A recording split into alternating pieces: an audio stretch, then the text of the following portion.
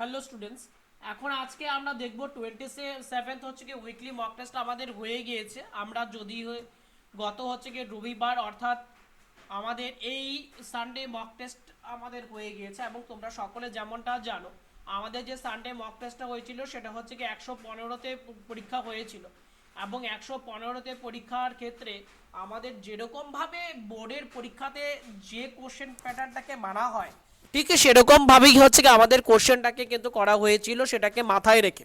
অর্থাৎ ওখানে আমাদের যে কোশ্চেন প্যাটার্ন আছে, যেরকম ভাবে আমাদের ক্যাটাগরি 1-এর গল্প আছে, যেরকম ভাবে আমাদের ক্যাটাগরি 2-এর গল্প আছে, ঠিক সেরকম ভাবে কিন্তু তোমাদের এটা কিন্তু করা হয়েছিল। ঠিক আছে, তবে আজকে আমাদের এই ভিডিওতে যেটা দেখব যে ফিজিক্যাল সায়েন্সের যে আমাদের কোশ্চেন্সগুলো ছিল। এবার ফিজিক্যাল সায়েন্সের কোশ্চেন্স বলতে তোমরা সকলেই জানো যে 15টা হচ্ছে কি 1 নম্বরে কোশ্চেন্স থাকবে 15 নাম্বার এবং হচ্ছে কি 5টা 2 নম্বরের প্রশ্ন থাকবে 10 নাম্বার। তবে এই হচ্ছে কি আমার টোটাল যদি যোগ করি টোটালে দাঁড়াচ্ছে হচ্ছে কি 25 নাম্বার। এই 25 নাম্বারের প্রশ্ন যে রবিবারে মক টেস্টে ছিল সেটা আমি এখন তোমাদেরকে পুরো এক্সপ্লেন করে দিচ্ছি। কারণ ভৌতবিজ্ঞান এমন একটা টপিক যেটা হচ্ছে কি তোমাদের অনেকের কাছে একটু টাফও মনে হতে পারে। তো আমি আমার সর্বোচ্চতে আমি তোমাদেরকে প্রত্যেকটা বিষয় হচ্ছে কি বোঝানোর হচ্ছে কি চেষ্টা করছি এবং তার সাথে সাথে তোমাদেরকে এটাও বলে দিচ্ছি তোমাদের যে হোয়াটসঅ্যাপে গ্রুপ আছে সেই হোয়াটসঅ্যাপে গ্রুপের মধ্যে কিন্তু আমাদের আগামী যে রবিবারে যে পরীক্ষাটা হবে তার সিলেবাসটা কিন্তু আমি অলরেডি কিন্তু শেয়ার করে দিয়েছি। সেই হোয়াটসঅ্যাপে যারা যারা জয়েন করনি তারা হচ্ছে কি অবশ্যই আমার ভিডিওটা ডেসক্রিপশনে যাও, সেখান থেকে লিঙ্কে পেয়ে যাবে। এবং আরও একটা কথা বলে দিচ্ছি, সেখানে দেখবে যে 27th উইকলি মক টেস্ট অর্থাৎ গত রবিবার যে পরীক্ষাটা হয়েছে, যদি কেউ যদি সেই পরীক্ষাটা যদি না দিয়ে থাকো সেটা কিন্তু তুমি এখন দিতে পারবে। তোমাদের জন্য লিঙ্কটা খুলে দেওয়া আছে, সেখান থেকে তুমি পরীক্ষাটা বারবার দিতে পারবে, যতবার খুশি ততবার দিতে পারবে। তুমি তোমার পরীক্ষাটা দাও, পরীক্ষাটায় দিয়ে যখন হচ্ছে তুমি সাবমিট করবে, তবে সাবমিট করার পর তুমি অল আনসার নিচে একটু স্ক্রল করবে এবং তুমি হচ্ছে কি দেখবে কোথায় তুমি ভুল করেছো, কোন প্রশ্নটা ভুল করেছো, কোনটা সঠিক উত্তর হতো, সমস্ত কিছু তুমি কিন্তু ইজিলি পেয়ে যাবে। এবং সাবমিট করার পর তুমি এটাও দেখতে পারবে যে তুমি কোন সাবজেক্টে কত নাম্বার পেয়েছো, তুমি জীবন বিজ্ঞানে কত পেয়েছো, তুমি ভৌত বিজ্ঞানে কত পেয়েছো। তুমি 100টা টোটাল প্রশ্ন নাম্বার 115, তবে 100টা প্রশ্নের মধ্যে তুমি কতগুলো ঠিক করেছো কতগুলো ভুল করেছো পুরো একটা অ্যানালাইসিস কিন্তু তুমি সাবমিট করার পর কিন্তু দেখতে পাবে। ঠিক আছে, তবে চলো আজকের এই ক্লাসটাকে শুরু করা যাক। এবং যেমনটা তোমাদেরকে বললাম এবং নিচেও দেওয়া আছে আমাদের যে ওয়েবসাইট সেটা হচ্ছে oasisstudycenter.com। অবশ্যই যারা যারা চ্যানেলটাকে লাইক করনি, যারা হচ্ছে গিয়ে অবশ্যই হচ্ছে চ্যানেলটাকে একটু সাবস্ক্রাইব করে দিও, কারণ তোমরা ভিডিও দেখছো অনেকেই কিন্তু সেটা কিন্তু তোমরা সাবস্ক্রাইব করছো না। তাই সাবস্ক্রাইবটাকে অবশ্যই করে দেবে, কারণ সামনে তোমাদের পরীক্ষা আছে, পরীক্ষার জন্য প্রতিদিন হচ্ছে তোমাদের কিছু না কিছু ক্লাস কিন্তু অবশ্যই থাকবে। তারপরে আসো তরঙ্গ দৈর্ঘ্য অনুযায়ী নিচের কোন ক্রমটি হচ্ছে গিয়ে সঠিক। দেখো তরঙ্গ দৈর্ঘ্য অনুযায়ী যদি ক্রম বলতে হয় তোমাকে একটা জিনিস মাথায় রাখতে হবে, সেটা কি গামা এক্স। ঠিক আছে, গামা এক্স, তারপর অতি দৃশ্য গামা এক্স। আমি অল্প পুরোটা না লিখে আমি জাস্ট অল্প অল্প করে লিখছি। গামা এক্স অতি দৃশ্য অব মাইক্রো বেতার। ঠিক আছে, এতটুকু তোমাকে মনে রাখতে হবে। গামা এক্স অতি দৃশ্য অব মাইক্রো বেতার কি, গামা এক্স অতি দৃশ্য অব মাইক্রো বেতার, গামা এক্স অতি দৃশ্য অব মাইক্রো বেতার। এতটুকু থেকে কি দাঁড়াচ্ছে, আমার এই গামার যদি আমরা তরঙ্গ দৈর্ঘ্যের কথা বলি সেটা হচ্ছে কি তরঙ্গ দৈর্ঘ্য সব থেকে কম, এবং বেতারের যদি তরঙ্গ দৈর্ঘ্য বলি তবে হচ্ছে কি সেটা হচ্ছে সব থেকে বেশি। তার মানে এই ক্রমটা হচ্ছে কি আমাদের তরঙ্গ দৈর্ঘ্যের উপরে, তরঙ্গ দৈর্ঘ্য সব থেকে কম কার হচ্ছে এবং তরঙ্গ দৈর্ঘ্য হচ্ছে সব থেকে বেশি কার, এই হিসেবে একটা আমরা সিরিজ এখানে দেখতে পাচ্ছি, তাই তো। এবার তোমাকে কি বলেছে, দেখো সবগুলো থেকে বলেছে কোনটাতে বেশি হবে। এখানে যদি তুমি অপশনস গুলোতে যাও তবে তুমি এখানে কি দেখতে পাচ্ছ যে সব থেকে বেশি কার হবে। আমাকে কি কি দেওয়া আছে, অতিবেগুনি দেওয়া আছে, গামা দেওয়া আছে, অবলোহিত দেওয়া আছে এবং এক্স রে দেওয়া আছে। যদি এই চারটের মধ্যে আমি যদি যেতে চাই তো অবশ্যই আমার কি হয়ে যাবে, আমাদের অবলোহিতটা হচ্ছে কি সব থেকে বেশি হবে। অব এবং তার মানে উল্টো দিক থেকে আসো, বেতার সব থেকে বেশি হয়, এখানে অপশনে নেই, মাইক্রো এখানে নেই, অব আছে, তার মানে অব হচ্ছে কি সব থেকে বেশি হলো অবলোহিত। তারপরে দৃশ্য অতি আছে, অতি দেওয়া আছে, অতি বেগুনিটা দেওয়া আছে, তার মানে এটা তারপর হবে আমাদের 1 নাম্বারটা হবে, তারপর এক্স আসবে এবং তারপর আসবে গামা। তবে এক্সের দিকে যদি যাও তবে এক্স কত নাম্বার আসলো, এক্স হচ্ছে কি তোমার 4 নাম্বার, এবং যদি গামাতে যদি যাও গামা আসলো তোমার 2 নাম্বার। তবে এই হচ্ছে কি আমাদের কিন্তু ক্রমিক সিরিজটা যেটা দাঁড়াচ্ছে এটা দাঁড়াচ্ছে 3-1-4-2, 3-1-4-2, এই হচ্ছে কি আমাদের সিরিজটা দাঁড়াচ্ছে 3-1-4-2। আশা করি বোঝাতে পারলাম, খুব ভালোভাবে মাথায় রাখবে। এবং তার সাথে সাথে আরও একটা কথা হচ্ছে কি তোমাদেরকে এখান থেকে বলে দেই, আমাদের এটা কিসের ক্রম হিসেবে আমরা করলাম, আমরা এটাকে ক্রম কিসের আকারে করলাম, আমরা এই যে ক্রমটাকে করলাম সেই ক্রমটা হচ্ছে কি আমাদের তরঙ্গ দৈর্ঘ্যের হচ্ছে কি ক্রম। এবার এর সাথে সাথে আমাদের আরেকটা কি, এটা আমাদের তরঙ্গ দৈর্ঘ্যের হচ্ছে কি ক্রম হলো, এবং এর সাথে সাথে আমাদের কম্পাঙ্ক, এর হচ্ছে কি কম্পাঙ্কের ক্রমটাও আমাকে জানতে হবে। এবার কম্পাঙ্ক ক্রমটা ঠিক উল্টো হবে, কি বললাম, এর যে কম্পাঙ্কের ক্রমটা সেই ক্রমটা কি হবে, উল্টো হবে। তার মানে আমি যদি কম্পাঙ্কের ক্রমটা যদি তোমাকে জিজ্ঞাসা করি এবং বলি সব থেকে বেশি কার, তবে এটাকে উল্টে দাও। অর্থাৎ আমরা এখানে গামা করেছি সব থেকে বেশি, সরি গামা করেছি তোমার তরঙ্গ দৈর্ঘ্যের দিক থেকে সব থেকে কম, এবং আমরা এই এদের হচ্ছে গিয়ে কম্পাঙ্কের দিক থেকে আমরা বলবো গামা হচ্ছে গিয়ে সব থেকে বেশি, এবং সব থেকে কম যদি বলতে হয় তখন আমরা কি বলবো, আমরা বলবো বেতার তরঙ্গের কথা বলবো। ঠিক আছে, তো এই জিনিসটা সকলে একটু ভালো করে মাথায় রাখতে হবে। আমার এখানে তরঙ্গ দৈর্ঘ্য আছে, আমার এখানে কম্পাঙ্ক হিসেবে করলে তার মানে আমরা কি পাবো, তার মানে এটাকে যদি আরো একবার যদি আমি তোমাদের জন্য এটাকে যদি নোট ডাউন করে যদি লিখে দেই, তবে আমরা কি করলাম, আমরা করলাম হচ্ছে গিয়ে গামা করলাম, আরো একবার জাস্ট একবার রিভিশন করে নাও, একবার দেখে নাও জিনিসটাকে কি আসলো আমাদের, আমরা গামা করলাম, আমরা এক্স করলাম, গামা এক্স অতিদৃশ্য, গামা এক্স অতিদৃশ্য, তারপর অবমাইক্রো বেতার, কি অবমাইক্রো এবং কি বেতার।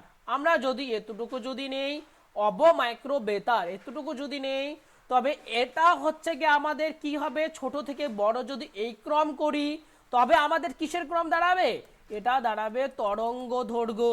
ঠিক আছে, আর যদি আমরা বেতার সব থেকে কম, আমরা যদি এইভাবে যদি আসি গামা হচ্ছে কি সব থেকে বেশি এবং বেতার হচ্ছে কি সব থেকে কম, তখন আমরা বলবো কম্পাঙ্ক।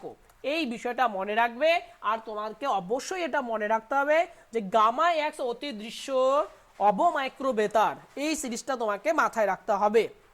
নেক্সট আসো কোশ্চেন নাম্বার 42-তে, কোন একটি বর্ণের আলো তরঙ্গ দৈর্ঘ্যের হচ্ছে গিয়ে দ্বিগুণ হলে কোনো একটি আলোর বর্ণের তরঙ্গ দৈর্ঘ্য বলেছে দ্বিগুণ যদি হয় তবে বিক্ষেপিত আলোর তীব্রতার ক্ষেত্রে কি রূপ পরিবর্তন ঘটবে।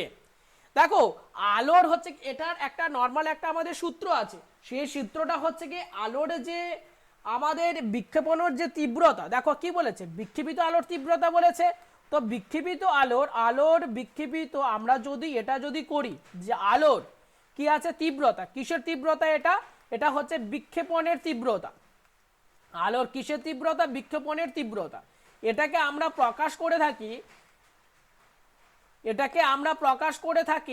আই দ্বারা প্রকাশ করে থাকি। ঠিক আছে, এবং এর সাথে তরঙ্গ দৈর্ঘ্যের যে সম্পর্কটা সেটা হলো আই সমানুপাতিক 1/λ⁴, আই সমানুপাতিক 1/λ⁴।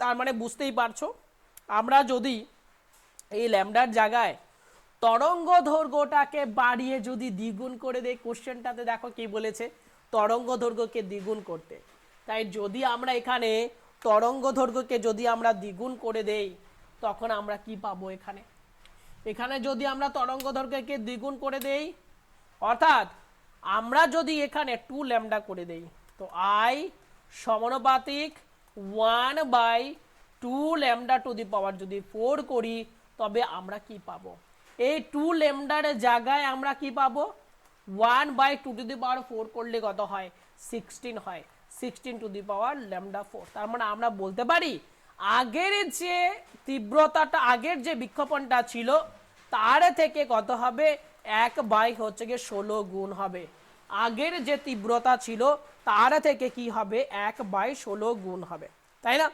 এই সূত্রটাকে মনে রাখবে খুব ভালোভাবে। কোশ্চেন নাম্বার 43-তে আসো, নিচের কোন প্রকার আলোর তরঙ্গদৈর্ঘ্যের ক্ষেত্রে খালি চোখে আমরা দেখতে পারবো?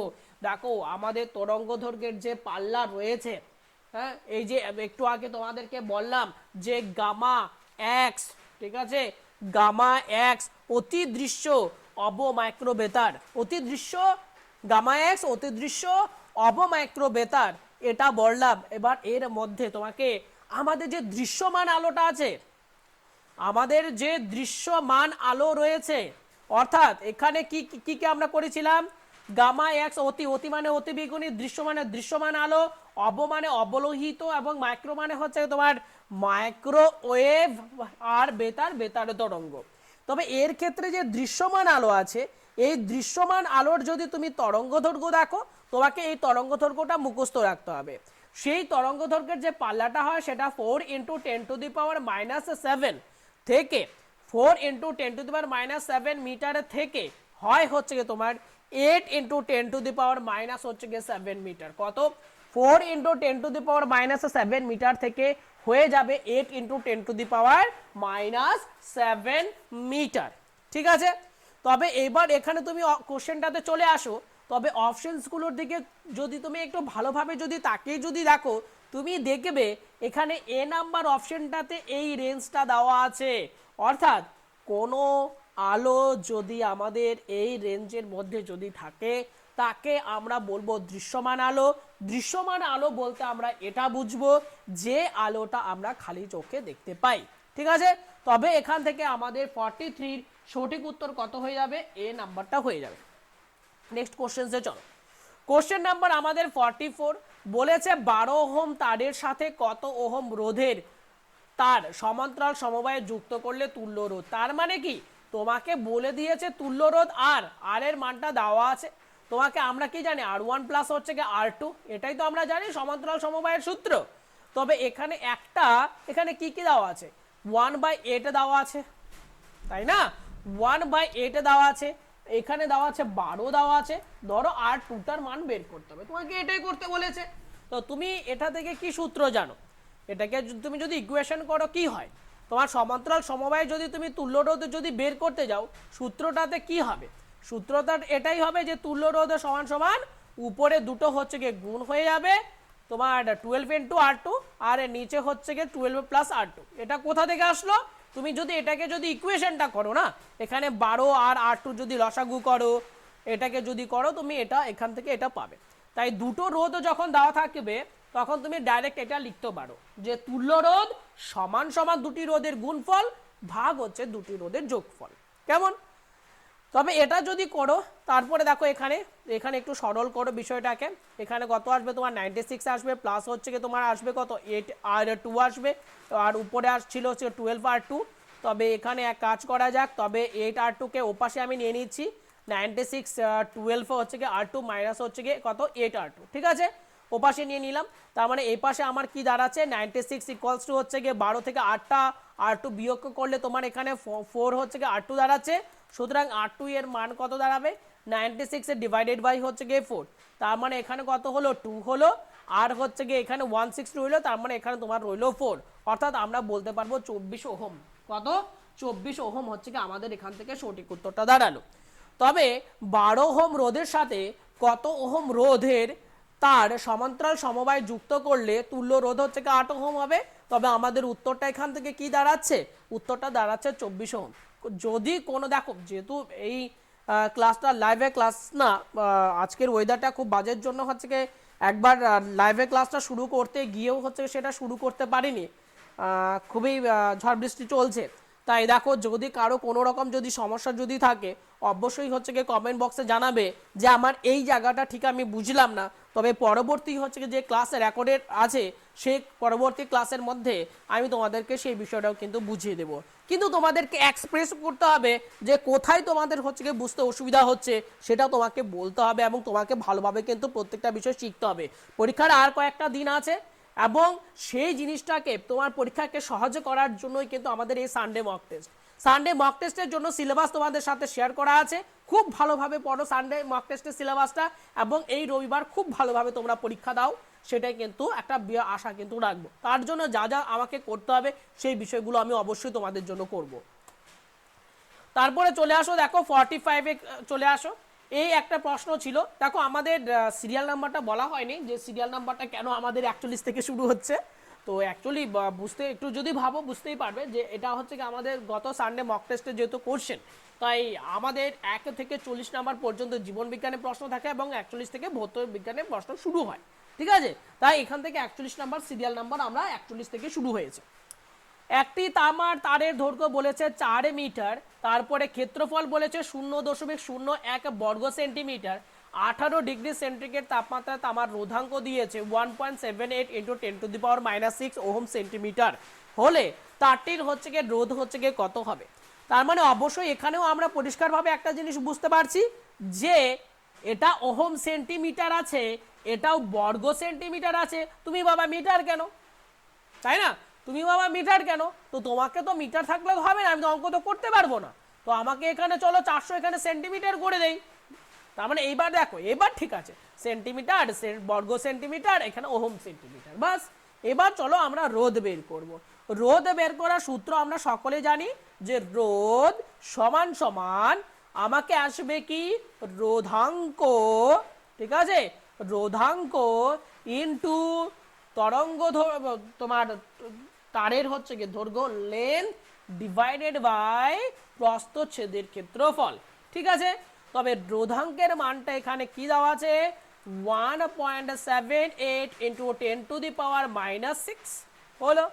তারপরে উপরে তারের দৈর্ঘ্যতে কত দেওয়া আছে, তারের দৈর্ঘ্য হচ্ছে গিয়ে 400 হচ্ছে গিয়ে সেন্টিমিটার এবং নিচে তোমার ক্ষেত্রফলটা কত 0.01 বর্গ সেন্টিমিটার। দেখো 0.01 আছে, পয়েন্টটাকে তুলে দাও, উপরে 100 লিখে ফেলো, নিচে আর কিছুই রইলো না। তার মানে এই শূন্যের হিসাবটা তুমি পরে করো, এখানে 4 আছে আর এখানে 1.78 আছে, এটার সাথে এটা গুণ করো, 4 এটা 32 রইলো, 3 রইলো, 4 7 28, 3 31 হলো, 3 রইলো, 4 ওকে 4 আর কে 7 রইলো, ঠিক আছে, 7.12 আর এখানে 10⁻⁻6 মানে কি 10⁻⁻6 মানে কি নিচে 6টা শূন্য আছে আর উপরে কটা শূন্য দেখো তো 1 2 3 4টা, তো উপরে 4টা শূন্য নিচে 6টা শূন্য, তার মানে 4টা শূন্য যদি তুমি কেটে দাও নিচে পড়ে রইলো আরো দুটো শূন্য। তার মানে ব্যাপারটা কি দাঁড়ালো, নিচে যদি আরো যদি দুটো শূন্য পড়ে থাকে তখন তার মানে নিচে দুটো শূন্য পড়ে থাকা তার মানেটা কি, তার মানেটা হচ্ছে কি নিচে 100 দিয়ে ভাগ করা। তো এই 7.12 কে যদি তুমি আরো 100 দিয়ে যদি ভাগ করো তবে 2 ঘর বামে আরো দশমিক আসবে, তবে 1 ঘর বামে 7 এর আগে আসবে এবং আরো 1 ঘর বামে হচ্ছে তোমাকে একটা শূন্য দিতে হবে, দেখে নাও এটা আসবে। তুমি যদি 100 দিয়ে যদি ভাগ করো তবে 0.0712 এত আসবে তোমার ওহম আসবে, অর্থাৎ আমাদের এখান থেকে সঠিক উত্তরটা হয়ে যাবে 1 নাম্বারটা। খুব ভালোভাবে দেখে নাও, যদি কোথাও যদি বুঝতে যদি অসুবিধা যদি থাকে একবার এখান থেকে ভিডিওটা আগে ভালোভাবে দেখো, তারপরেও যদি তোমার যদি প্রবলেম যদি থাকে তো অবশ্যই বলবে কমেন্ট বক্সের মধ্যে, আমি নেক্সট যে ভিডিওটা তোমাদের জন্য ডিসকাস করে দেব সেখানে তোমরা কিন্তু পেয়ে যাবে, ঠিক আছে। নেক্সট কোশ্চেন্সে আসো, 46-এ আসো। 5 ওহম রোধ বিশিষ্ট 5 ওহম রোধ বিশিষ্ট আচ্ছা একটি তারের মধ্য দিয়ে 1 এম্পিয়ার তড়িৎ প্রবাহ পাঠালে, আচ্ছা এম্পিয়ার প্রবাহ মাত্রাটা দেওয়া আছে 1 এম্পিয়ার, কেমন তড়িৎ প্রবাহ পাঠালে 35 মিনিটে চললে কি পরিমাণ তাপ উৎপন্ন হবে। আচ্ছা কি বের করতে বলেছে, তাপ কত উৎপন্ন হবে, তাপ উৎপন্ন হওয়ার সূত্র কি, তাপ উৎপন্ন হওয়ার সূত্র হচ্ছে H = I² RT divided by 4.2। যখন আমরা এই 4.2 তে করব তখন তার পাশে ক্যালোরি হয়ে যাবে। যদি আমরা এটা 4.2 আমরা যদি ক্যালোরি হিসেবে না করে যদি আমরা জুল করি তবে 1 ক্যালোরি সমান সমান কত জুল, 1 ক্যালোরি সমান সমান হচ্ছে 4.2 জুল, 1 ক্যালোরি সমান সমান হচ্ছে 4.2 জুল। তার মানে ইনটু যদি এখানে উপরে 4.2 করো, ক্যালোরি থেকে জুলে করতে গেলে কি করতে হবে উপরে 4.2 দ্বারা গুণ করতে হবে, তবে 4.2 কাটা যাবে এবং তবে আমাদের এখানে সূত্রটা কি রকম হয়ে যাবে I² RT এত জুল, বোঝা গেল। তার মানে আমরা যদি ক্যালোরিতে প্রকাশ করি তবে আমাকে 4.2 দ্বারা ডিভাইড করতে হবে, যদি আমি জুলে যদি প্রকাশ করি তবে আর 4.2 দ্বারা ডিভাইড করতে হবে না। ঠিক আছে, তবে আমি অপশনসটা দেখে এটা আমি বুঝে গেলাম যে আমাকে প্রকাশ করতে হবে হচ্ছে গিয়ে জুলে, আর জুলে যদি প্রকাশ করতে হয় তবে 4.2 এর কোনো গল্প আসলো না। ঠিক আছে, এবার চলো আমরা এবার এখানে সূত্রটাতে বসাবো। আই প্রবাহ মাত্রা 1 বলেছে, 1 এর স্কয়ার করলাম। আর আর মানে হচ্ছে গিয়ে তোমার রোধের কথা যদি আমরা যদি বলি, এখানে রোধ কত আসছে, রোধের কথা যদি আমরা বলি এখানে, তবে আমাদের রোধ কত আসবে, 5 ওহম হচ্ছে গিয়ে রোধের কথা বলে দিয়েছে। এবার টি 35 মিনিট ধরে করলে হবে না, তোমরা খুব ভালোভাবে জানো। আমাকে সময় নিতে হবে 35 গুণন হচ্ছে গিয়ে 60, অর্থাৎ আমাকে মিনিটটাকে সেকেন্ডে করতে হবে।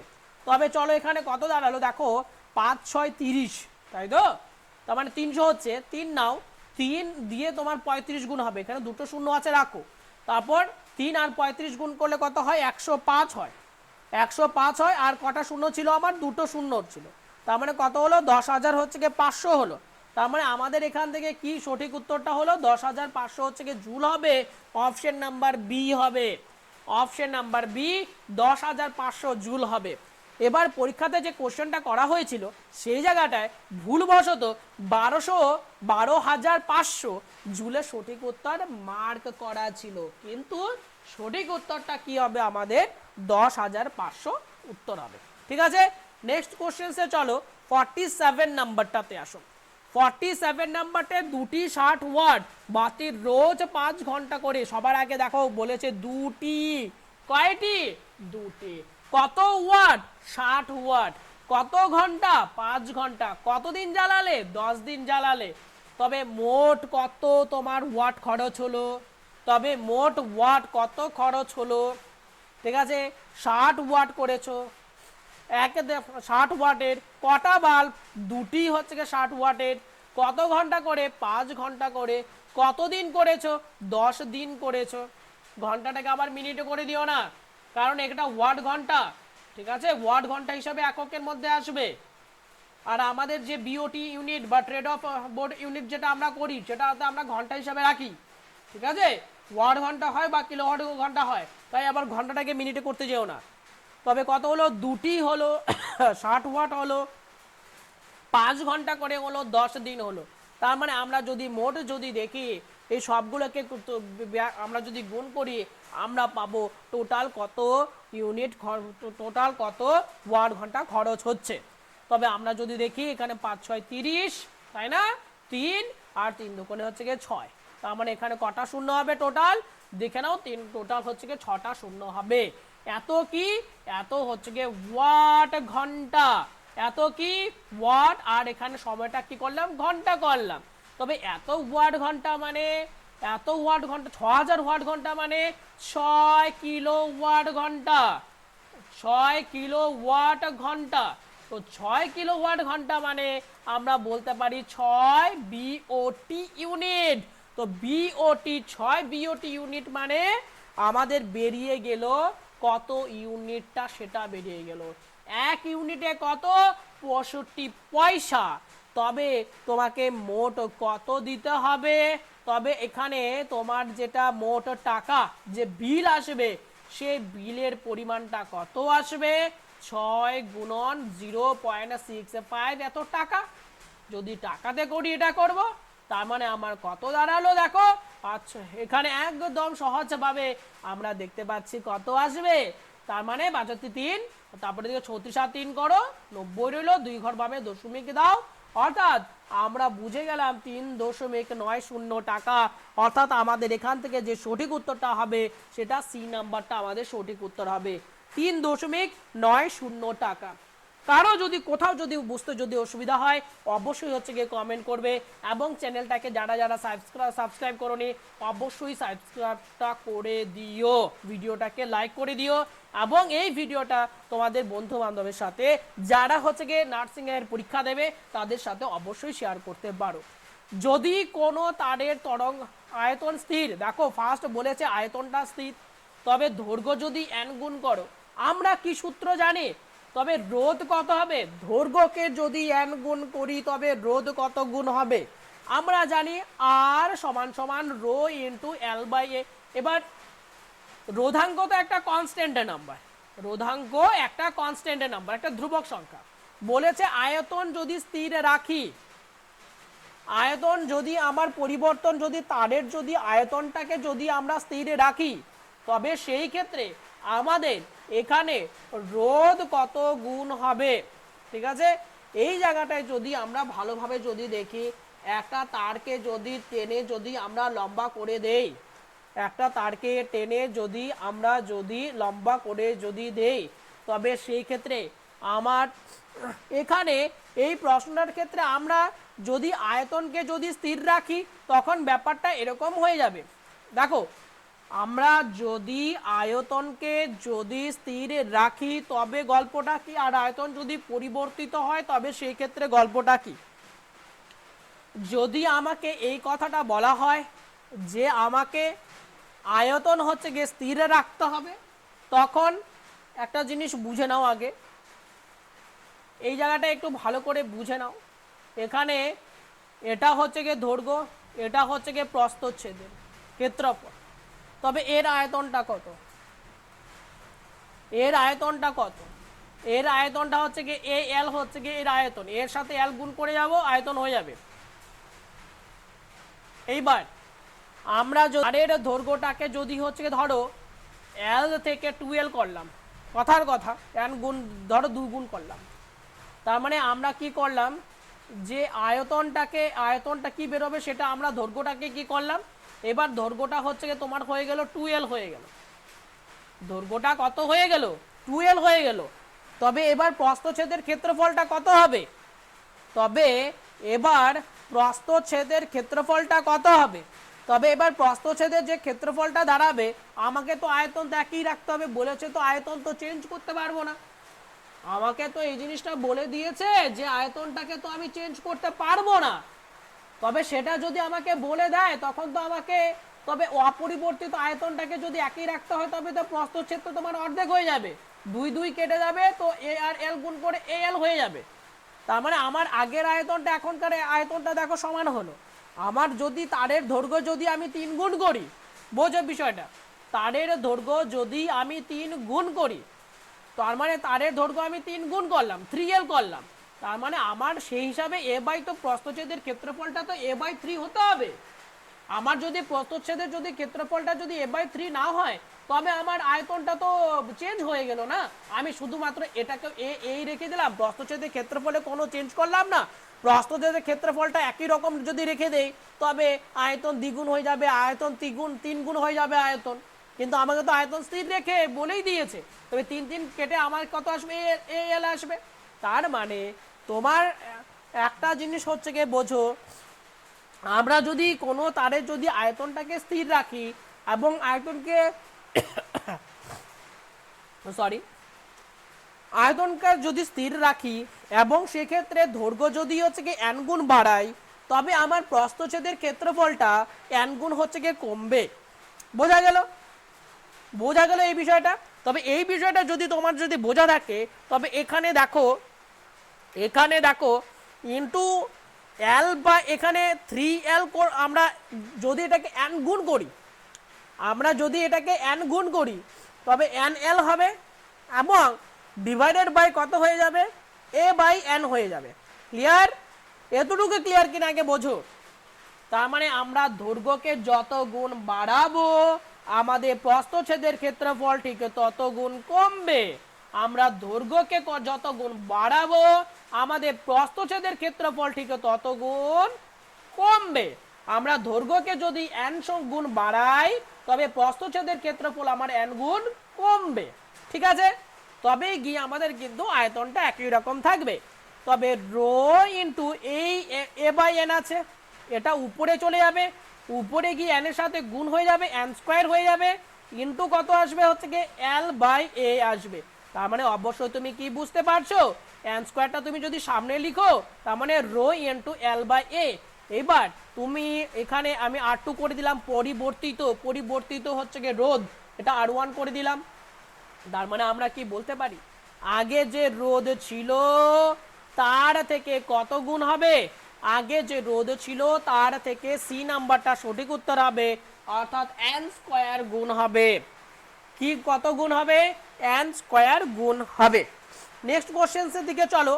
49 নাম্বার, কোন নির্দিষ্ট তারের মধ্য দিয়ে প্রবাহকে যদি 3 গুণ করো, কি প্রবাহ, অবশ্যই তড়িৎ প্রবাহ, কি প্রবাহ, অবশ্যই তড়িৎ প্রবাহ, যদি 3 গুণ হলে উৎপন্ন তাপ কত গুণ হবে।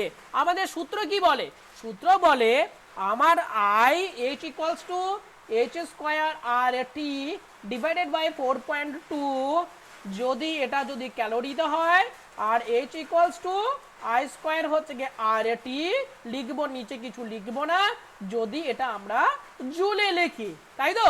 এবার আসো এখানে কি বলেছে, পরিবাহীতে উৎপন্ন তাপ হিট এইচ ইকুয়ালস টু তোমার প্রবাহ মাত্রা যদি আমরা 3 গুণ করি, প্রবাহ মাত্রা দেখো, প্রবাহ মাত্রার সাথে কি সম্পর্ক, প্রবাহ মাত্রার কি সম্পর্ক, প্রবাহ মাত্রার সাথে বর্গের সরল সম্পর্ক, বর্গের আই স্কয়ার আছে বর্গের, তার মানে বর্গ মানে তুমি যদি এখানে যদি 3i করো তার গোটাটা স্কয়ার করতে হবে, তখন 9 চলে আসবে, তাই না, বর্গের। তার মানে 3 গুণ হলে 9 গুণ হবে, 2 গুণ হলে 4 গুণ হবে, তার মানে এখান থেকে 49 নাম্বার প্রশ্নটা উত্তরটা কি চলে আসবে আমাদের, 9 গুণ চলে আসবে।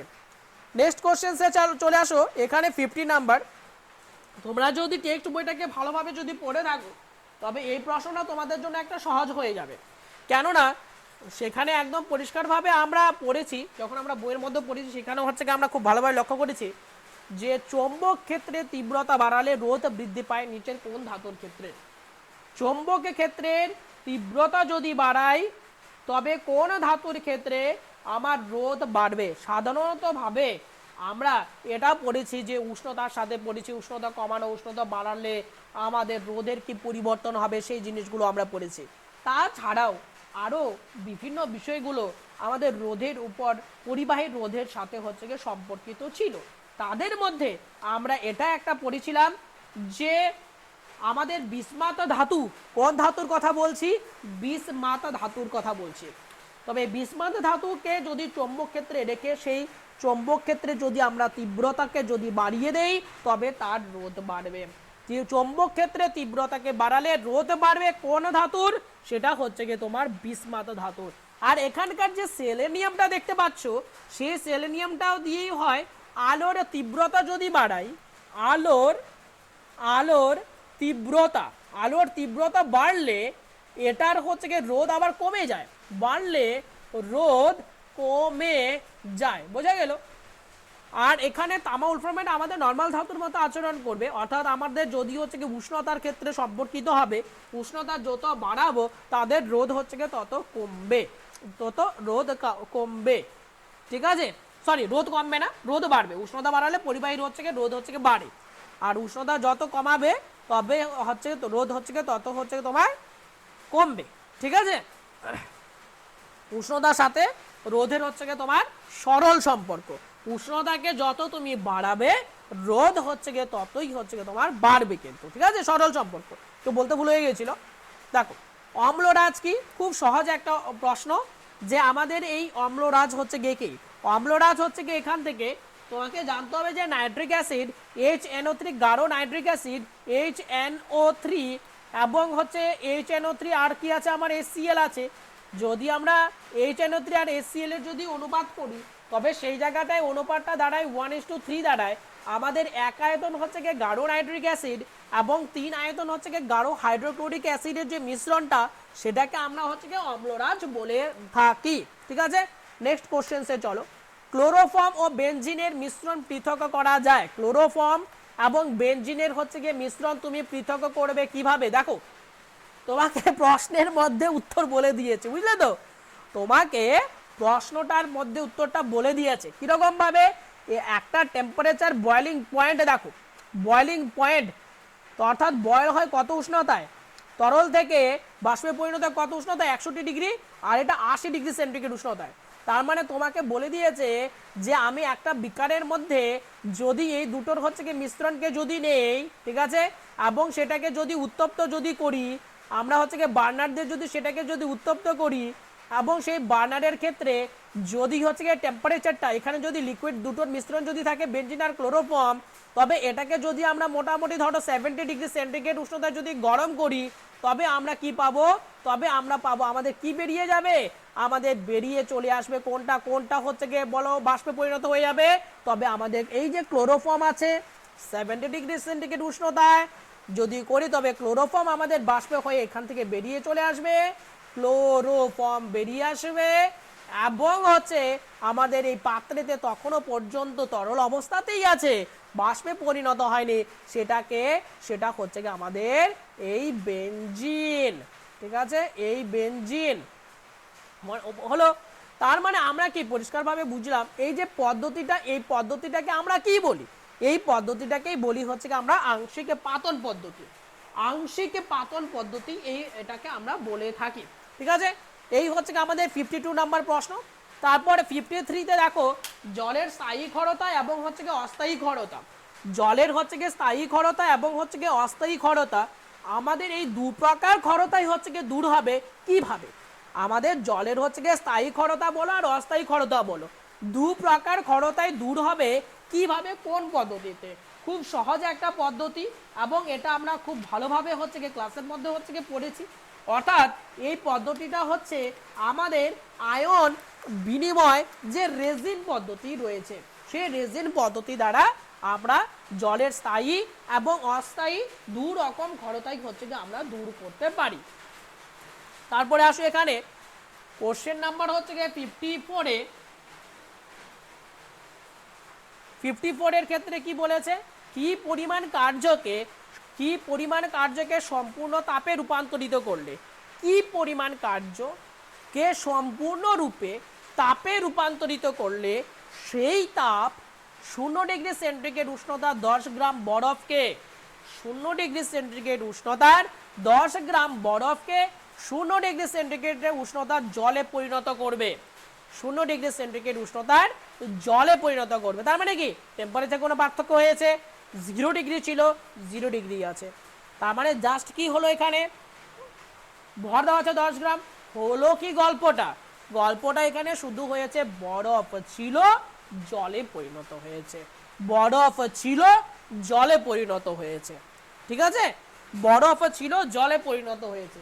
এই ক্ষেত্রে আমরা যদি বলি যে তবে এই ক্ষেত্রে তোমার প্রয়োজনীয়, এই ক্ষেত্রে যদি বলি যে প্রয়োজনীয় তাপের পরিমাণ কত, এই ক্ষেত্রে যদি বলি যে প্রয়োজনীয় তাপ কত, তখন তুমি কি বলবে? তখন তোমাকে Q = mst সূত্র দিয়ে যেতে হবে না, তাই না? এটা তো অবস্থার পরিবর্তন। অবস্থার পরিবর্তনের ক্ষেত্রে তুমি কি করো? তুমি কি করবে? তোমাকে করতে হবে যে LT সূত্রতে যেতে হয়, তাই না? LT সূত্রতে কি তোমার লিনতাপের সাথে 1 গ্রাম 0°C উষ্ণতায় 1 গ্রাম বরফকে তুমি যদি 0°C উষ্ণতায় 1 গ্রাম জলে পরিণত করো, তখন তোমার তাপের প্রয়োজন ছিল 80 ক্যালোরি, তাই না? 1 গ্রামের বরফ থেকে জল হচ্ছে তখন 80 ক্যালোরি। তোমাকে কত বলেছে? তোমাকে বলেছে হচ্ছে তোমার 10 গ্রাম বলেছে। তবে তোমার কত তাপ লাগবে? টোটাল তাপ লাগবে 800 ক্যালোরি তোমার তাপ লাগবে। প্রয়োজনীয় তাপ কত হবে? 800 ক্যালোরি। এবার এই তাপটা কোথা থেকে নিতে বলেছে? কার্য থেকে নিতে বলেছে। কার্য আর তাপ, তার মানে কার্যকে তাপে রূপান্তরিত করলে তখন এই জায়গাটায় তোমার আরো একটা আচ্ছা ঠিক আছে, সরি, জাস্ট এ মিনিট।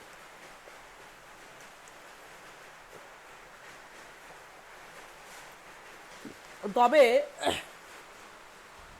এই জায়গাটায় তোমার কি হচ্ছে, আরো একটা সূত্র তোমার প্রয়োজন হবে, সেটা হলো W = JH। কোন সূত্র? W = JH। W = JH সূত্র দিয়ে তুমি কি পাও? কৃতকার্য এবং তার ফলে উৎপন্ন তাপের মধ্যে একটা সম্পর্ক, W = JH। এই সূত্রতে তুমি যদি সিজিএস পদ্ধতিতে যদি করো, তখন যে এর মান পাবে 4.2 × 10⁻⁷ পাবে। আর এর সাথে তোমাকে কি করতে হবে? এইচ এর তো হিট তো জানো, হিটে তো 800 ক্যালোরি আমরা বের করলাম, 800। তার মানে কৃতকার্য তোমাকে কত করতে হবে? এই 42 সাথে হচ্ছে গিয়ে এটাকে গুণ করে দাও, তবে কত আসবে 16, 4টা 32, আর এদিকে হচ্ছে গিয়ে তোমার তার মানে এখানে তোমার কত দাঁড়াচ্ছে, এখানে 333, ঠিক আছে 33, তার মানে এক ঘর ভাবে দশমিক হচ্ছে গিয়ে 0.6 হলো, ইন্টু হচ্ছে গিয়ে এবার দেখো এখানে 10⁻7 ছিল, আর এখানে শেষে দুটো শূন্য আছে, তার মানে আমরা বলতে পারি কত 10⁹ বলতে পারি। 33 পয়েন্ট হচ্ছে গিয়ে 6 ইন্টু 10⁹, 33 পয়েন্ট হচ্ছে গিয়ে 6 ইন্টু 10⁹, কি আসবে এককটা আসবে হচ্ছে তোমার আর্গ। অর্থাৎ আমাদের সঠিক উত্তর কোনটা দাঁড়াচ্ছে, আমাদের এই সঠিক উত্তর এ নাম্বারটা দাঁড়াচ্ছে, ঠিক আছে। নেক্সট কোশ্চেন্সের মধ্যে চলে যাচ্ছি আমাদের, সেটা হচ্ছে গিয়ে 55 নাম্বার প্রশ্নতে। 55-এ কি বলেছে দেখো, 0 ডিগ্রি সেন্টিগ্রেড উষ্ণ তাপমাত্রা 1 গ্রাম বরফ ছিল, তাকে 80 ক্যালোরি তাপ দিলে। আমরা একটু আগে করলাম তাই না, যে বরফের গলনের লিনতাপ কত 80 ক্যালোরি, বরফের গলনের লিনতাপ 1 গ্রাম বরফকে গলাতে প্রয়োজনীয় তাপ কত লাগে 80 ক্যালোরি লাগে। তার মানে 0 ডিগ্রি সেন্টিগ্রেড উষ্ণতা 1 গ্রাম বরফকে যদি তুমি 80 ক্যালোরি দাও, তবে কি হবে 1 গ্রাম জলে পরিণত হবে, 1 গ্রাম জলে পরিণত হবে। তাপমাত্রা কত থাকবে 0 ডিগ্রি সেন্টিগ্রেডে থাকবে। 0 ডিগ্রি সেন্টিগ্রেড উষ্ণ তাপমাত্রায় 1 গ্রাম বরফকে 80 ক্যালোরি তাপ দিলে 0 ডিগ্রি সেন্টিগ্রেড চূড়ান্ত তাপমাত্রা আমাদের বলেছে কত, চূড়ান্ত তাপমাত্রা আমাদের দাঁড়াবে 0 ডিগ্রি সেন্টিগ্রেডে থাকবে। দেখো 0 ডিগ্রি সেন্টিগ্রেডের কম হবে না, 0 ডিগ্রি সেন্টিগ্রেডের বেশি হবে না, আপেক্ষিক তাপ না জানলে তাপমাত্রা বলা সম্ভব নয়।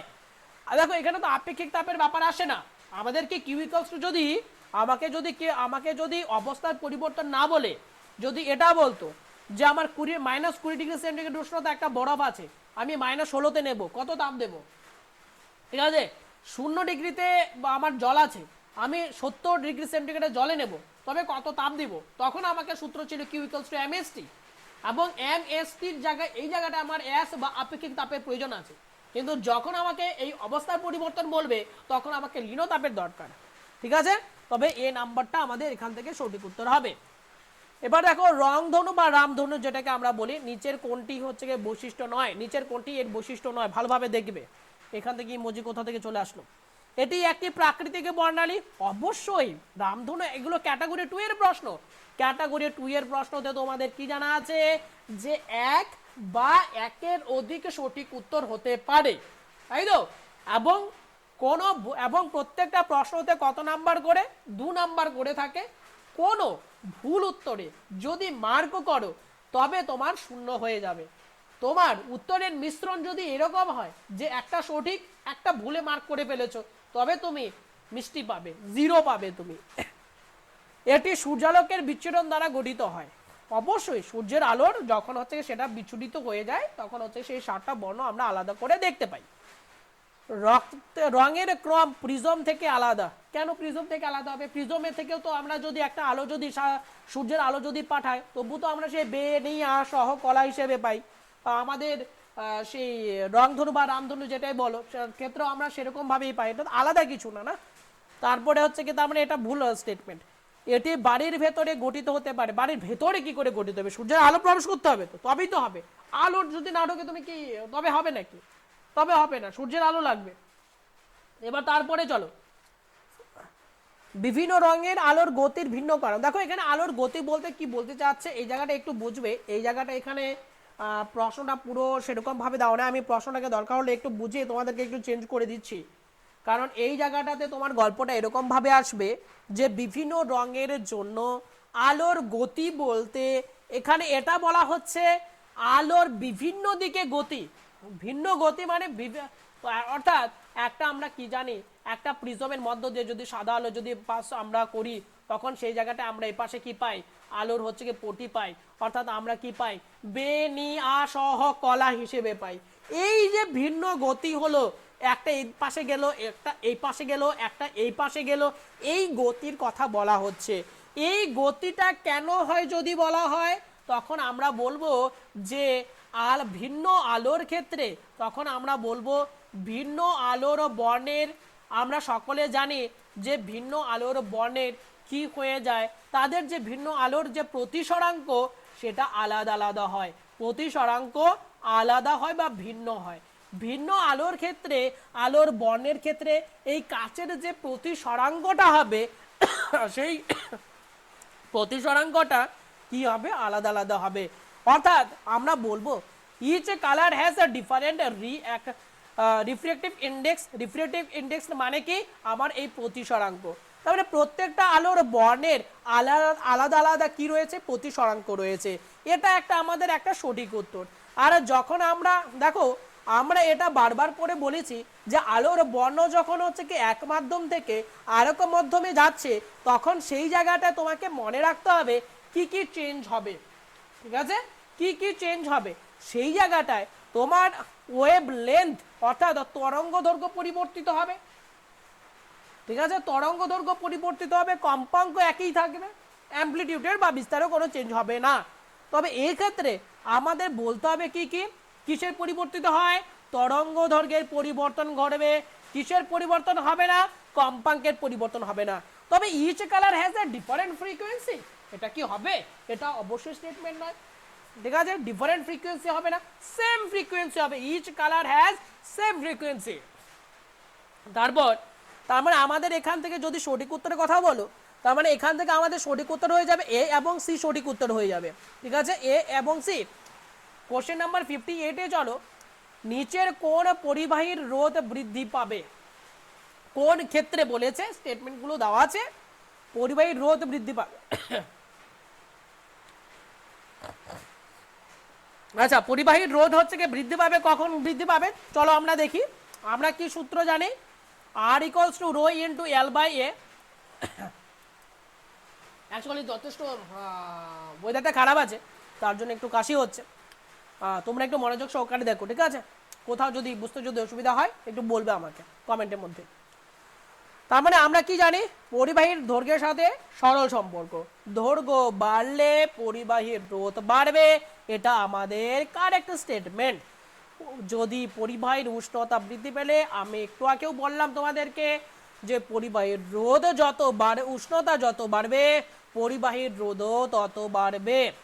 পরিবাহীর প্রস্থচ্ছেদের ক্ষেত্রফল বৃদ্ধি পেলে, একদম না, প্রস্থচ্ছেদের ক্ষেত্রফল মানে কি, এই তারটা তোমার কতটা মোটা, এটা হচ্ছে কি তোমার প্রস্থচ্ছেদের ক্ষেত্রফল। তবে প্রস্থচ্ছেদের ক্ষেত্রফল হচ্ছে ক্ষেত্রফলের সাথে এখানে আমরা কি সম্পর্ক করেছি, প্রস্থচ্ছেদের ক্ষেত্রফলের সাথে আমরা এখানে ব্যস্ত সম্পর্ক করেছি। প্রস্থচ্ছেদের ক্ষেত্রফল হচ্ছে কি যত বাড়বে আমার রোধ তত কমবে। তার মানে কি, চিকন তারের রোধ হচ্ছে গিয়ে বেশি, মোটা তারের রোধ কম। চিকন তারের সরু, চিকন বা সরু তারের রোধ হচ্ছে গিয়ে বেশি এবং মোটা তারের রোধ হচ্ছে কম। ঠিক আছে, তবে পরিবাহীর প্রস্থচ্ছেদের ক্ষেত্রফল বৃদ্ধি পেলে রোধ বাড়বে, একদম না, এটা ভুল স্টেটমেন্ট। পরিবাহীর রোধাঙ্ক বৃদ্ধি পেলে, আমরা যদি এখানে রোধাঙ্ক, একটা পরিবাহীর একটা নির্দিষ্ট তাপমাত্রাতে তার রোধাঙ্ক হচ্ছে কি নির্দিষ্ট থাকে, আমরা যদি তাপমাত্রা চেঞ্জ করতে থাকি তবে তার রোধাঙ্ক চেঞ্জ হতে পারে। ঠিক আছে, এবং আমরা তাপমাত্রা যত বাড়াই রোধাঙ্ক হচ্ছে সেক্ষেত্রে তত হচ্ছে কি বাড়ে। আর রোধাঙ্কর সাথে যদি আমরা এখানে আমরা আর এবং রো এই দুটোর মধ্যে যদি আমরা সম্পর্ক দেখি, তবে আমরা সম্পর্ক দেখছি এই দুটোর মধ্যে সরল সম্পর্ক রয়েছে। তবে সরল সম্পর্ক রয়েছে তার মানে আমরা বলতেই পারছি যে কোনো একটা পরিবাহীর যদি রোধাঙ্ক যদি আমি বাড়াতে পারি তবে আমার রোধটাও বাড়বে। অর্থাৎ এখান থেকে আমরা যদি সঠিক উত্তর দেখি, আমাদের সঠিক উত্তর দাঁড়ালো এ, বি এবং ডি উত্তরে দাঁড়ালো। কি সঠিক উত্তর দাঁড়ালো এখান থেকে আমাদের, এ, বি এবং ডি আমাদের এখান থেকে সঠিক উত্তর দাঁড়ালো। তারপরে আসো 59 নম্বরে, নিচের কোনগুলি হচ্ছে কি সঠিক ক্যাটাগরি 2 এর প্রশ্ন। দেখো প্রবাহ মাত্রা বলেছে, আমি ডান পাশের ব্যাপারটাতে আমি পড়ে যাচ্ছি, আমি কি জানি সেই বিষয়টাতে দেখি। প্রবাহ মাত্রাকে যদি আমরা আই দিয়ে প্রকাশ করি, আমরা জানি প্রবাহ মাত্রা হচ্ছে কিউ বাই টি, তাই না, আমার সময় সাপেক্ষে যে আধানের যে পরিবহন যেটা হচ্ছে সেটাই হলো আমার প্রবাহ মাত্রা। এক সেকেন্ডে কতটা আধান পরিবর্তিত হলো, একক সময়ে কতটা আধান পরিবাহিত হলো এক বিন্দু থেকে আরেক বিন্দু পর্যন্ত, সেটাকে আমরা বলছি প্রবাহ মাত্রা বলছি। তবে এখানে আধান বাই সময় আসবে, এটা আমার স্টেটমেন্ট ঠিক আছে। কৃতকার্য, তড়িৎ বিভব ডিভাইডেড বাই আধান, কৃতকার্য বলেছে, কৃতকার্য বলেছে। দেখো ডাব্লিউ ইকুয়ালস টু, যখন আমাকে কৃতকার্য করতে হবে তখন আমার হচ্ছে কি যে সূত্রটা আমাকে জানা আছে সেটা হচ্ছে ভি কিউ সূত্র জানা আছে। তার মানে তড়িৎ বিভবের সাথে আমাকে আধানটা গুণ করতে হয়, এখানে আমাকে ডিভাইড দিয়েছে, এটা ভুল দেওয়া আছে স্টেটমেন্ট। তড়িৎ বিভব আর ভি ভি ইকুয়ালস টু আমরা যে সূত্রটা জানি ভি ইকুয়ালস টু হচ্ছে আইআর, ভি ইকুয়ালস টু হচ্ছে কি আইআর, ঠিক আছে, ভি ইকুয়ালস টু কত আইআর, এই সূত্রটা আমার কিন্তু জানা আছে। তবে আমরা যদি এই সূত্রটা জানা হয় তবে না প্রবাহ মাত্রার সাথে রোধ কি করতে হয়, গুণ করতে হয়। তড়িৎ বিভব সমান সমান প্রবাহ মাত্রা ইনটু রোধ, এটা আমাদের সঠিক। আবার এখানে প্রবাহ মাত্রা, তবে আই ইকুয়ালস টু কি বেরোবে বলো তো, আই ইকুয়ালস টু এখান থেকে বেরোবে ভি বাই আর বেরোবে, একটু ভালোভাবে দেখো, I equals to V by R, তার মানে তোমার প্রবাহ মাত্রা সমান সমান তড়িৎ বিভব ভাগ হচ্ছে কি কত হচ্ছে কি রোধ হবে, কিন্তু এখানে তড়িৎ বিভব ইনটু রোধ দিয়েছে, এটা ভুল দেওয়া আছে।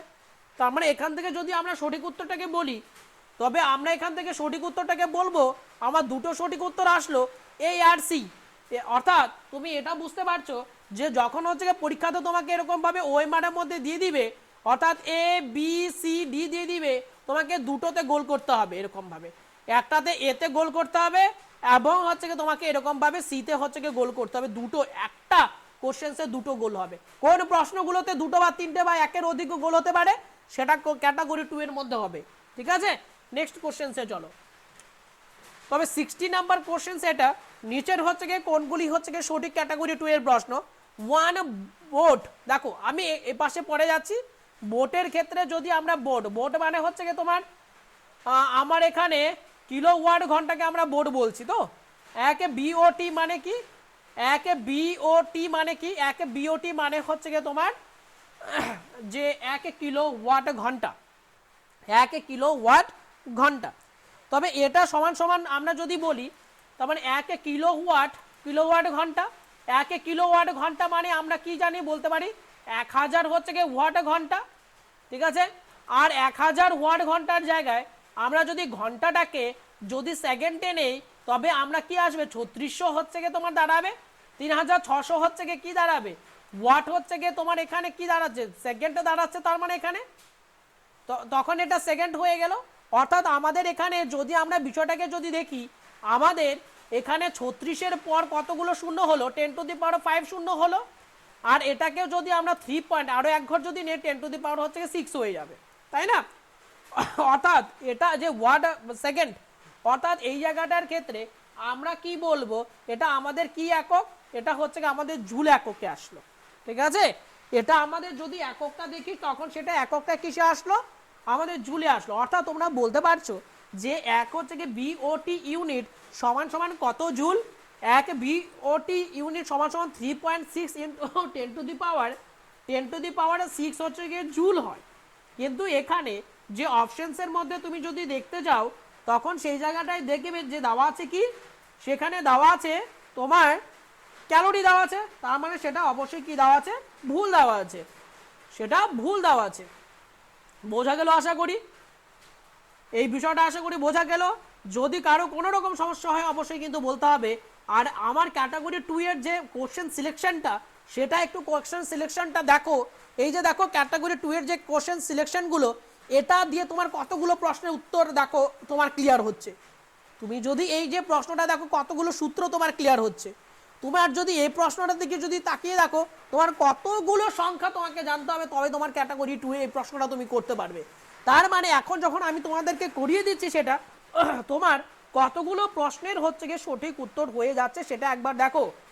তার মানে এর যে শক্তির খরচ, আমাদের যে শক্তির খরচের যে একক, সেটা কি হচ্ছে গিয়ে ওয়াট সেকেন্ড, মানে কি ওয়াট সেকেন্ড মানে হচ্ছে গিয়ে তোমার জুল, ওয়াট সেকেন্ড মানে কি ওয়াট সেকেন্ড হচ্ছে গিয়ে তোমার জুল। এই জিনিসটা মাথায় রাখতে হবে। এই যে আমরা করলাম ওয়াট সেকেন্ড এর তড়িৎ শক্তির, সেটা হচ্ছে গিয়ে কোন এককের ক্ষেত্রে আমরা করলাম, সেটা হচ্ছে গিয়ে এসআই পদ্ধতিতে করলাম, সেটা হচ্ছে গিয়ে দাঁড়ালো জুল দাঁড়ালো, ঠিক আছে। তার মানে এটা ক্যালোরিতে কিন্তু নয়, তার মানে এটা এখানে ভুল স্টেটমেন্ট আছে। তারপর 1 কুলম, এটা তারপরেরটা দেখো, 1 কুলম সমান সমান কত জানো, 1 কুলম সমান সমান হচ্ছে 1s equals to 3 into 10 to the power 9 ESU, এখানে দেওয়া আছে 10 to the power 19 ESU, ভুলে দেওয়া আছে। 1 ওয়াট ঘন্টা সমান সমান 3600 ক্যালোরি দেওয়া আছে, ভুল দেওয়া আছে। 1 ওয়াট ঘন্টা সমান সমান 3600 ক্যালোরি হয় না, আমরা যদি ঘন্টাটাকে যদি সেকেন্ডে নেই তার মানে 3600 সেকেন্ড হয়ে গেল। আর ওয়াট সেকেন্ড, আর কি ওয়াট সেকেন্ড মানে কি, এই মাত্র বললাম ওয়াট সেকেন্ড মানে হচ্ছে গিয়ে জুল। ওয়াট আ সেকেন্ড মানে কি, ওয়াট আ সেকেন্ড মানে হচ্ছে কি জুল। তুমি যদি এককটা দেখো, এই যে ওয়াট এককটা দেখো, তবে সেই ক্ষেত্রে আমরা বলতে পারবো এই এককটার ক্ষেত্রে ওয়াট আ সেকেন্ডটা জুল অ্যাসাই পদ্ধতিতে একক। তার মানে এখানে এই ক্যালোরি হবে না, এটা জুল হতো, এটাও ভুল আছে। 1 গিগাওয়াট সমান সমান 10⁹ ওয়াট, এটাই একমাত্র ঠিক আছে, ডি নাম্বারটা একমাত্র এখানে সঠিক উত্তর রয়েছে। 1 গিগাওয়াট সমান সমান কত, 10⁹ হচ্ছে গিয়ে ওয়াট। বোঝা গেল আশা করি। তবে এই পর্যন্ত যে প্রশ্নগুলো হলো, আশা করি তোমরা হচ্ছে গিয়ে বুঝতে পারলে যে প্রশ্নগুলো আমরা কীরকমভাবে কি করলাম। আজকের মতো হচ্ছে গিয়ে এখানেই হচ্ছে গিয়ে ক্লাসটাকে শেষ করছি। অবশ্যই যদি হচ্ছে গিয়ে প্রশ্নের উত্তরগুলোকে যদি ভালো লেগে থাকে, চ্যানেলটাকে সাবস্ক্রাইব করে একটা হচ্ছে গিয়ে তোমরা কমেন্ট করে দিও, ঠিক আছে। এই বিষয়গুলো আমাদের চ্যানেলের জন্য খুব গুরুত্বপূর্ণ হয়ে দাঁড়ায়। একটা অবশ্যই হচ্ছে গিয়ে একটা কমেন্ট করে দিও যে ক্লাসটা সংক্রান্ত তোমাদের কেমন কি লাগলো। এবং যারা আমাদের পেডে ক্লাসে এখনো ভর্তি হওনি, দেখো পরীক্ষার মাত্র কয়েকটা দিন আছে, তারা হচ্ছে কি অবশ্যই হতে পারো, এবং তার জন্য তোমাকে একটা ওয়ান টাইম পেমেন্ট করতে হবে, সেটা হচ্ছে কি 1000-এর একটা ওয়ান টাইম পেমেন্ট করতে হবে। প্রিভিয়াস যত ক্লাস হয়ে গিয়েছে সমস্ত ক্লাসের হচ্ছে কি রেকর্ড তোমরা পেয়ে যাবে, সেই রেকর্ডগুলোকে দেখবে। এবং আমাদের বিশেষ করে আমাদের যে সানডে মক টেস্টের ক্ষেত্রে, সেই সানডে মক টেস্টের ক্ষেত্রে সকলকেই বলছি তোমরা সকলেই পার্টিসিপেট করবে। আমাদের হোয়াটসঅ্যাপের ক্ষেত্রে যেমন ফ্রি গ্রুপ আছে, তেমনই আমাদের হোয়াটসঅ্যাপের ক্ষেত্রে আমাদের সকলের জন্য ওপেন গ্রুপও আছে। তাই সকলকে বলবো অবশ্যই হচ্ছে গিয়ে ভালোভাবে হচ্ছে গিয়ে সানডে মক টেস্টের পরীক্ষাটা দেবে, এবং তাতে স্কোরও তোমাদের কেমন দাঁড়ালো সেটা দেখবে। যদি সানডে মক টেস্টের সিলেবাসটা আমাদের যে নেক্সটে তোমাদের 31 তারিখে পরীক্ষা হবে, আমি ডেটটা বলে দিচ্ছি, 31 তারিখ, 31 হচ্ছে গিয়ে মার্চ হচ্ছে গিয়ে তোমাদের হচ্ছে গিয়ে নেক্সট হচ্ছে গিয়ে এক্সাম। এবং সেই এক্সামের যদি সিলেবাস অলরেডি গ্রুপেও আমাদের যে হোয়াটসঅ্যাপ গ্রুপ আছে, সেই হোয়াটসঅ্যাপ গ্রুপের মধ্যে হচ্ছে গিয়ে দেওয়া আছে। যদি না দিয়ে থাকো, না পেয়ে থাকো, আমাকে পার্সোনালি মেসেজ করবে, সেটা আমার নাম্বার সেই গ্রুপ থেকেও পেয়ে যাবে, আমার ভিডিও ডেসক্রিপশন থেকেও পেয়ে যাবে, বা আমি একবার বলে দিচ্ছি 8101 নাম্বারটা সহজ আছে, 8101606863। আমি একটু অন্যরকমভাবে লিখলাম তোমাকে বলার জন্য, 8101606863, ঠিক আছে। তবে এই নাম্বার, আর ঠিক আছে, প্রশ্নগুলোকে দেখবে। আর আরেকটা জিনিস অবশ্যই ভুলবে না, সেটা কি, সেটা হচ্ছে গিয়ে তোমার ভিডিও ডেসক্রিপশনে আমার এই যে মক টেস্টটা কত নাম্বার 27th হচ্ছে গিয়ে যে মক টেস্টটা হলো, সেই মক টেস্টের লিঙ্কটা পেয়ে যাবে, এবং সেখানে ক্লিক করে সবাই মক টেস্টটা দেবে, তার কত স্কোর আসে সেটা আমাকে জানাবে, ঠিক আছে। তো চলো আজকে এর পর্যন্ত এখানেই হচ্ছে গিয়ে আমরা ক্লাসটাকে শেষ করি। আবার দেখা হচ্ছে গিয়ে পরবর্তী ভিডিওর জন্য, এবং পরবর্তী ভিডিও নোটিফিকেশনটা পাওয়ার জন্য চ্যানেলটাকে সাবস্ক্রাইব করে রাখবে, বেল আইকনটাকে প্রেস করে রাখবে, যখনই ভিডিও পাবলিশ হবে সাথে সাথে তোমার কাছে চলে যাবে।